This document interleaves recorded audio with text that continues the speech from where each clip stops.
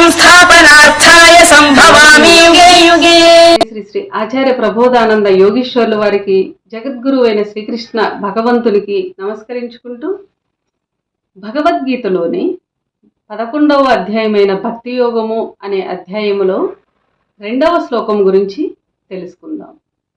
శ్రీ భగవంతుడిట్లనియే, మయ్యావేశ్య మనో ఏ మాం నిత్యయుక్త ఉపాసతే శ్రద్ధయా పరమోపేతాస్తే మే యుక్తతమా మతః.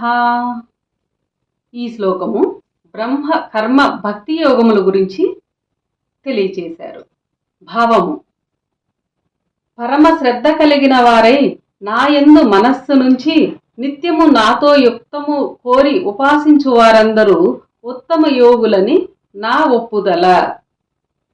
వివరము: ఇచట అర్జునుడు అడిగిన ప్రశ్నలకు వీరు బాగా తెలిసిన వారని, వీరు తెలియని వారని చెప్పకుండా శ్రద్ధ కలిగిన వారు ఉత్తములు అన్నారు.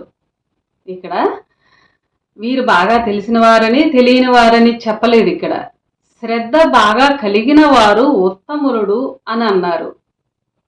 పరమాత్మను చేరవలెనను కోరికతో కర్మ, బ్రహ్మ, భక్తి అను 3 మార్గములను అనుసరించు వారిలో పరమో శ్రద్ధయా ఉపేత, శ్రేష్టమైన శ్రద్ధ కలిగిన వారందరూ శ్రేష్ఠులేనని చెప్పాడు. ఇక్కడ దీనిని బట్టి ప్రతి దానికి శ్రద్ధ అనున్నది ముఖ్యమని తెలియచున్నది.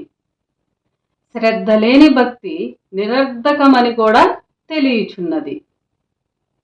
ఈ కాలములో ఎందరో ధనమున్నవారు వారి లెక్కలో కొద్దిపాటి విలువన్న డబ్బును ఖర్చు పెట్టి పూజలు చేయిస్తున్నారు. 200 రూపాయలు ఇచ్చి అభిషేకము, 300 రూపాయలు ఇచ్చి మరొక పూజ, 500 రూపాయలు ఇచ్చి మరొక అర్చన చేయించి ఎవరు చేయని పూజలన్నీ చేయించాననుకొని తృప్తి పడితే వాటిని దేవుడు చూడక వారి యందు ఎంత భక్తి శ్రద్ధలున్నాయని మాత్రమే చూస్తున్నాడు. ఇవన్నీ ఎంత ఖర్చు పెట్టారు, ఏం పూజలు చేశారు, ఎలా చేశారు అనేది చూడడంట దేవుడు. ఈ పూజలన్నీ చేయించాలని మనం తృప్తి పడుతున్నాము, కానీ వాటిని దేవుడు చూడకుండా వాని యందు ఎంత భక్తి శ్రద్ధలున్నాయని మాత్రమే చూస్తున్నాడంట ఇక్కడ. కానీ ఎంత ఖర్చు పెట్టాననేది మాత్రం చూడటం లేదు. ఒకడు చనిపోతే వాని కోసము బాధ లేనివాడు ఏడవడు, బాధ ఉన్నవాడు మాత్రమే ఏడ్చును. కొన్ని ప్రాంతములలో డబ్బిస్తే కూలికి ఏడ్చేవారు కూడా ఉన్నారు. ఏడవలేని వారు, బాధ లేనివారు పలువురు చూచుటకు కూలి మనుషుల చేత ఏడ్పించుచున్నారు. అలా ఏడ్పించు వారి యందు బాధ లేదు. బాధున్న వారైతే వారే ఏడ్చేవారు. బాధ లేదు కావున కూలిచ్చి ఏడిపిస్తున్నారు. అలాగే శ్రద్ధ లేని భక్తులు కూలిచ్చి మిగతా వారి చేత పూజలు చేయిస్తున్నారు. శ్రద్ధ ఉంటే వారే స్వయముగా ఎక్కడైనా పూజించెడివారు. ఆ శ్రమ మనకెందుకు, ఇంత రేటని డబ్బులిస్తే ఆ పూజేదో వారే చేస్తారను శ్రద్ధ లేని భక్తులు చాలామంది కలరు. ఏది ఏమైనా ఎవరు ఏ విధ పూజలు యోగములు చేసినా అందులో శ్రద్ధయే ముఖ్యము.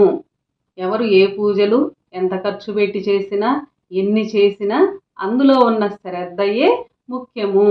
అందువలన పరమాత్మ వీరు వారు అనక, వారు వీరని అనకుండా శ్రద్ధ ఉన్న యోగులందరూ శ్రేష్ఠులే అని అన్నారు. పరమాత్మ శ్రద్ధ ఉన్న వారందరూ శ్రేష్ఠులే అని అన్నారు ఈ శ్లోకంలో. ఈ శ్లోకం ఇంతటితో సమాప్తము. అందరికీ నమస్కారము.